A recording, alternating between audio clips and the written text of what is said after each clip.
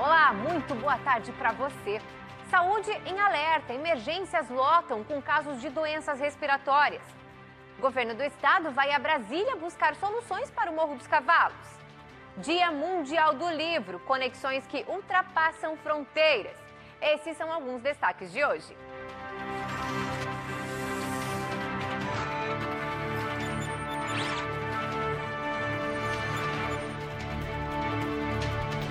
A gente começa a edição de hoje falando de saúde. As emergências hospitalares têm registrado aumento significativo no número de internações devido a doenças respiratórias. A situação é mais preocupante entre as crianças, por isso nós vamos ao vivo até o Hospital Infantil Joana de Guzmão, em Florianópolis, que é referência em todo o estado. E lá está a Thaisa Kisiel. Por aí, no Hospital Infantil, o aumento foi de 70%. É isso mesmo, Thaís? E como é que está o movimento agora? Boa tarde a todos que acompanham o SC Acontece nesse momento. Olha, primeiro a gente aponta o dado aí de que nos primeiros 20 dias de abril foram registrados 200 internamentos de crianças com síndrome respiratória aguda grave. E dessas 200, 46 precisaram de UTI. E nesse momento aqui aguardam 38 crianças para ser atendida na emergência. Até vocês podem notar pelas imagens que os pais seguram as crianças por aqui e também na fila de espera aguardando o atendimento já estão cadastrados justamente para serem chamados. Durante toda a manhã dessa quarta-feira, cerca de 150 crianças já foram atendidas por aqui. E para falar um pouco mais sobre toda essa questão, está conosco a diretora do Hospital Joana de Guzmão, a Maristela Cardoso, para fazer as considerações do que pode ser considerado com relação a esse aumento na procura por doenças respiratórias, de atendimento por conta dessas questões, desses internamentos e de que maneira evitar tudo isso. Boa tarde, Maristela. Boa tarde. O que a gente tem visto realmente é uma sobrecarga grande do Hospital Infantil, atendendo bastante números de pacientes aí com problemas respiratórios, especialmente a bronquiolite e a influenza. Então, que são doenças preveníveis, então é importante a gente também... Então, não só nos casos prioritários, mas a todos também, não só as crianças, mas todos aqueles que têm direito e que podem se vacinar. Porque a gente entende que essa sobrecarga, ela acaba não superlotando só a emergência, mas também como outros setores do hospital. Lembrando que hoje a gente é o único hospital público referência aí para todo o estado e o único também pediátrico com a emergência aberta. Você falou também sobre os demais cuidados além da vacinação, para que as crianças possam estar um pouco menos acomedidas com relação a isso, né? Então, a gente fala também da importância, além da vacinação, cuidados de higiene simples, como lavagem das mãos, a questão de evitar aglomeração, inclusive o uso de máscara, se a gente estiver com sintomas respiratórios, também é muito importante. Perfeito, então, Maristela, mas com relação ao atendimento, mas vale lembrar que além do atendimento pediátrico realizado por aqui, quem tiver necessidade de procurar atendimento por conta de questões de gripe também, as UPAs estão abertas e quem perceber qualquer sintoma anterior a isso, procure os postos de saúde, agendando aí a consulta médica. Ao vivo para o SC Acontece, Thaisa Kisiel. Muito bem, Thaisa, trazendo então as informações, claro, a responsabilidade aí dos papais de levarem as crianças para tomarem a vacina. Mudando de assunto, esta quarta-feira será decisiva para o futuro do trecho do Morro dos Cavalos na BR-101, na Grande Florianópolis. Uma reunião em Brasília vai discutir o avanço da obra para solucionar a instabilidade atual. O novo traçado deve operar no sentido sul, enquanto a pista atual será adaptada para funcionar apenas no sentido norte, formando um binário.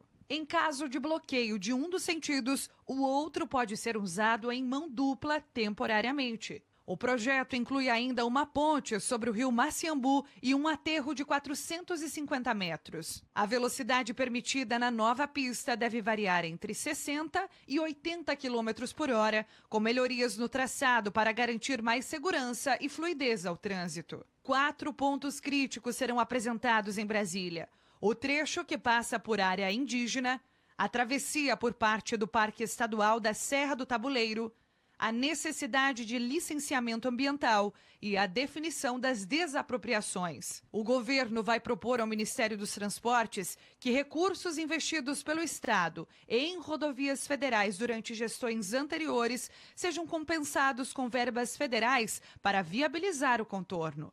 A execução pode ficar a cargo de uma das concessionárias da BR-101. O governo ainda estuda alternativas para agilizar o processo, incluindo a contratação de anteprojeto e licitação que reduz os prazos. A previsão é de 4 meses para o projeto executivo e 1 ano e meio para a conclusão das obras. Isso se os trâmites avançarem conforme o esperado. Vamos para o intervalo e na volta queremos saber como estão as calçadas da sua rua, do entorno da sua casa. E a acessibilidade é já já.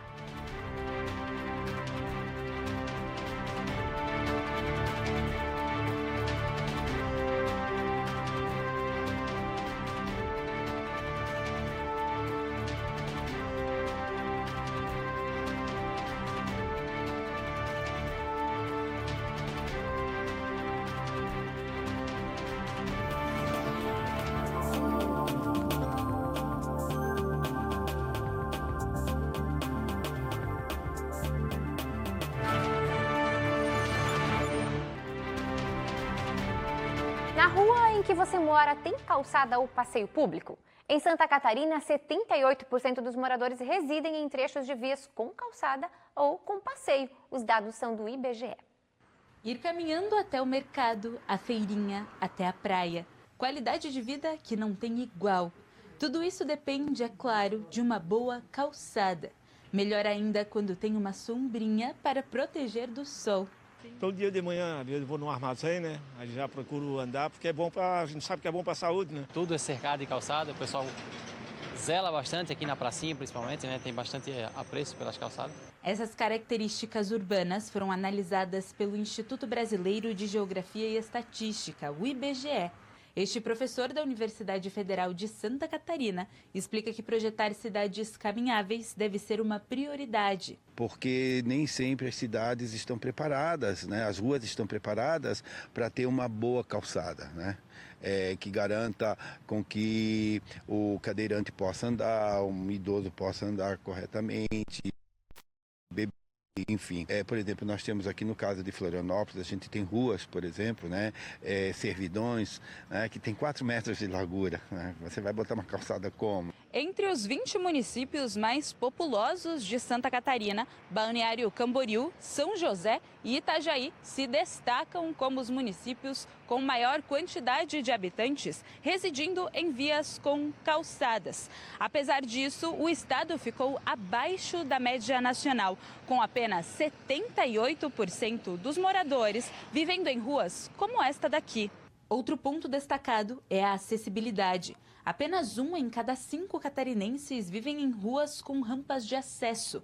E apesar de ser um número baixo, o estado ficou acima da média nacional, que foi de 15%. As linhas de guias dos cegos para os cegos, por exemplo, né? Às vezes completamente equivocadas. Tem linhas que dão numa árvore ou num poste, né? Assim como também tem rampas de acesso que dão basicamente num lugar que é perigoso, porque é onde o carro vai fazer a curva, né? Então não tem visibilidade. Então é uma situação bastante delicada e cabe realmente sempre um desenho muito apurado. Hoje, dia 23 de abril, é o Dia Mundial do Livro. Em Santa Catarina, o hábito pela leitura é cultivado por cerca de 64% da população. Somos o estado que mais lê, resultado de uma cultura que começa desde cedo e ultrapassa fronteiras. Dizem que a leitura nos leva a lugares distantes. No caso da Helenice, a viagem tem destino. A casa da neta, que mora em Miami, nos Estados Unidos. Através dos livros e da contação de histórias, as duas mantêm uma conexão única. Eu faço chamada de vídeo com ela, daí a gente vem aqui, ela escolhe os livros, eu leio um pouco aqui, levo para casa e assim começou a nossa história aqui na biblioteca. Helenice frequenta a Biblioteca Municipal de Joinville e mantém o hábito da leitura em dia, além de incentivar a netinha de 4 anos. Eu acho muito importante, tanto para os momentos meu e dela, quanto para a leitura, né? Assim sai um pouco da televisão, né? Celular, que hoje em dia as crianças ficam muito, né, o tempo na internet. Ela não tem muito esse hábito, mas a maioria das crianças tem, né? Então daí eu venho aqui, pego os livros, eu acho assim importantíssimo, sabe? Que Eu acho que vai ser memórias tanto para mim como para ela, né? No Dia Mundial do Livro, celebrado hoje, elas mostram que os livros criam conexões, sejam elas com lugares, histórias ou mesmo afetivas. Acho que o livro abre caminhos, abre a mente. É verdade. O SC Acontece de hoje fica por aqui. Até amanhã, 12h45. Tchau, tchau.